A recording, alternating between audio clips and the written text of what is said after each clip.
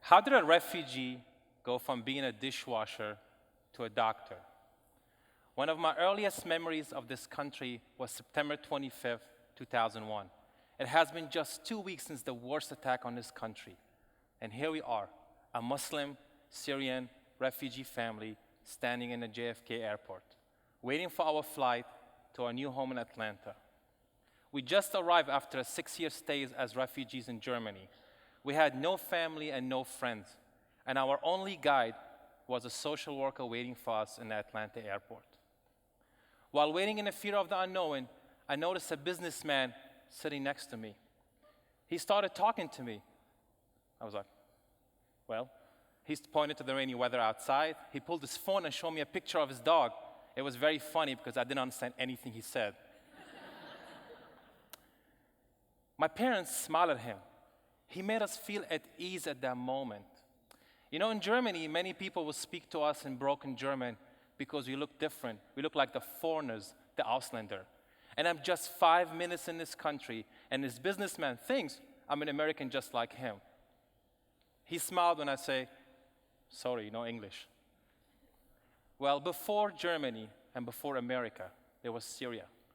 We had a beautiful home in Syria. My father was a lawyer. My mom was taking care of us.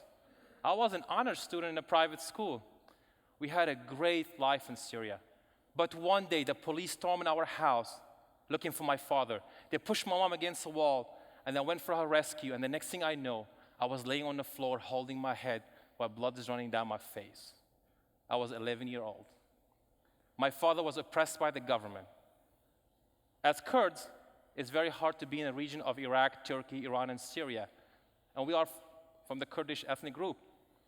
It was not safe for us to stay in Syria anymore. So my father, like many other refugees, paid smugglers to get us out of the country. I always remember the cold winter of 1996 in Germany. We were standing in the Frankfurt airport. People passed by us, and no businessman talked to me. We arrived in our new home, 1 room, 2 bunk beds, and a restroom share with the entire floor of the refugee camp. Even in a foreign land where some people, or many people, could look down on you as a refugee, someone chose to believe in me. We all had that one teacher that made a difference in our life. Mine was Mr. Klose, my school teacher in Germany. Now, I remember sitting in his office while he's telling my father how terrible I am. Well, my father was in shock. How did his son go from an honor student to a troubled kid in just 6 months being in a new country like Germany? Well, I was sad and mad at the same time. I was sad because we left our beautiful home in Syria and now we live in a refugee camp. I was also mad because I was welcomed with a punch in my face in the first week of school in Germany. A warm welcome, huh?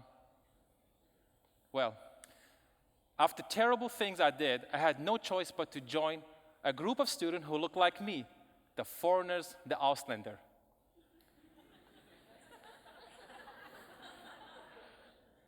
They provided me safety and protection, but many, many detentions. So my teacher decided to talk to my father, and he said, one thing I always remember, if someone can become so bad so quickly, he just needs direction to be good. So every morning, he will meet me before class, and he taught me how to actually speak, read, and write in German. After a few years, I was able to attend the highest secondary school in Germany, the Gymnasium. He invested his time in me and changed the direction of my life. Now, our life was heading toward the right direction in Germany, but then I quickly found out that Germany might not be our permanent home. We were refugee on asylum status, which means every 6 months we had to apply to stay in Germany with the fear of being kicked out anytime and shipped back to Syria. I also found out that if I'm still a refugee on asylum, I will not be able to go to college after high school. Well, I almost gave up and lost hope. But then hope came in a different form. It came in the form of 2 church ladies. Yes, 2 church ladies. They used to come every Sunday with a truck filled of used clothes and ask us refugee kids to go through them. Well, first, as a high school person, I was like, I'm not going to wear used clothes. I never did in Syria. But then every Sunday became a treasure hunt. And actually, one day I found a nice Nike shirt that I wore all summer. They heard about our story, and their church actually helped us to apply for immigration to the US. Now, after 2 years of interviews and examinations and applications at the US Embassy, we heard the 3 words that gave us a new hope for a better life. Welcome to America.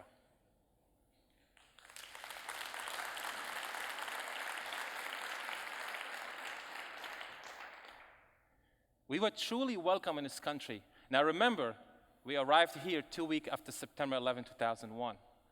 We didn't know how a Muslim family will be welcomed in this country after September 11.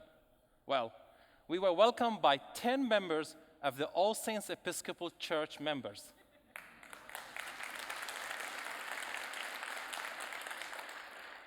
Yes, a Christian church in the South welcomed a Muslim family just right around September 11.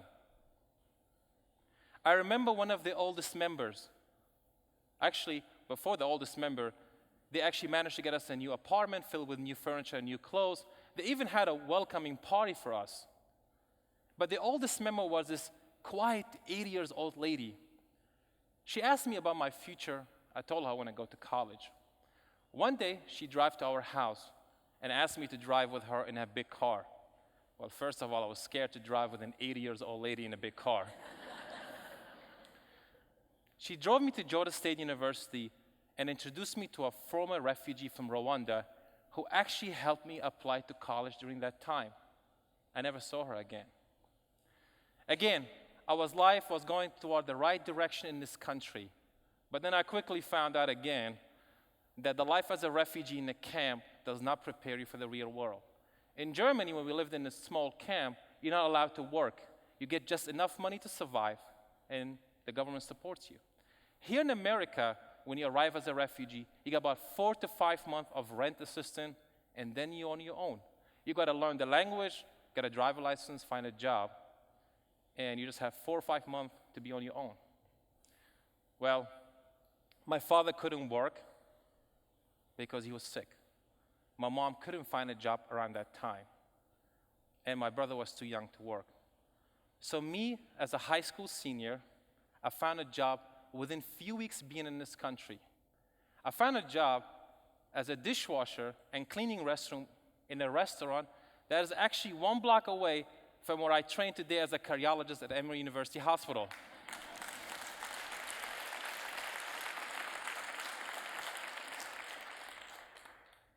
I used to remember seeing all the medical students and the doctors and the scrubs come to their break, and I used to hope that one of them will talk to me about the career. You know, there's no hope and motivation when you wash dishes and clean restroom as a high school senior every night and on weekends. But then I get a call from a man claimed to be a heart surgeon. His name was Dr. Latouf. He heard about me through his daughter, who went to the same school as my brother, and he wanted to help. Right now, I was first suspicious. Why would a heart surgeon want to talk to a dishwasher and a refugee? He asked me to come to his house.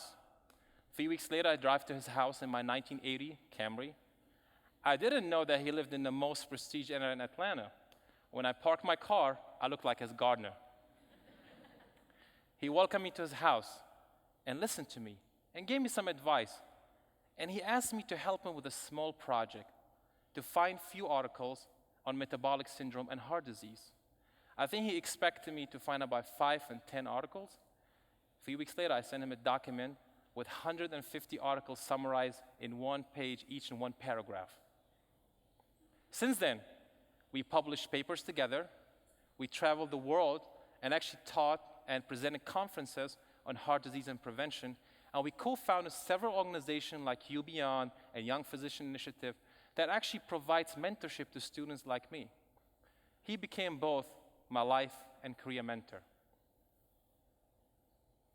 Now I stand in front of you as a former refugee and a dishwasher. Today, I'm an American citizen and a future cardiologist.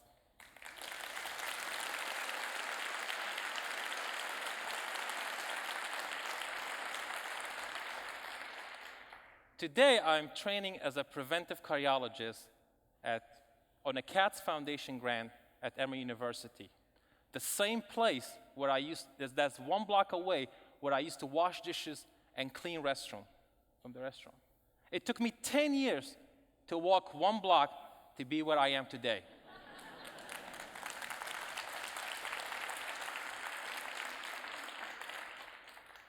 How did I make it?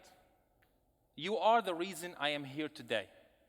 Your unconscious and conscious act of kindness made a difference in my life. There are million refugees who flee their country and come here for a better life. There are people like you and me who have the potential to be great and successful if opportunity is given to them. Look at my family. My brother right now is a general surgery resident at East Tennessee University. My mom works with Syrian refugees, and I volunteer my Sundays at a clinic that provides free care to uninsured people in Clarkston, Georgia. Clarkston, Georgia is the most diverse place per capita in the United States, according to CNN. Well, interestingly, the Clarkston Clinic is 1 block away from where I used to live as a refugee in Clarkston, Georgia.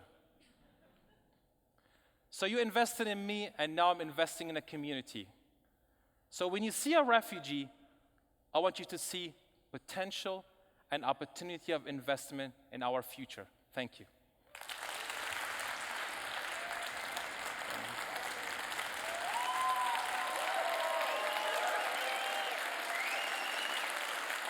Well, thank you.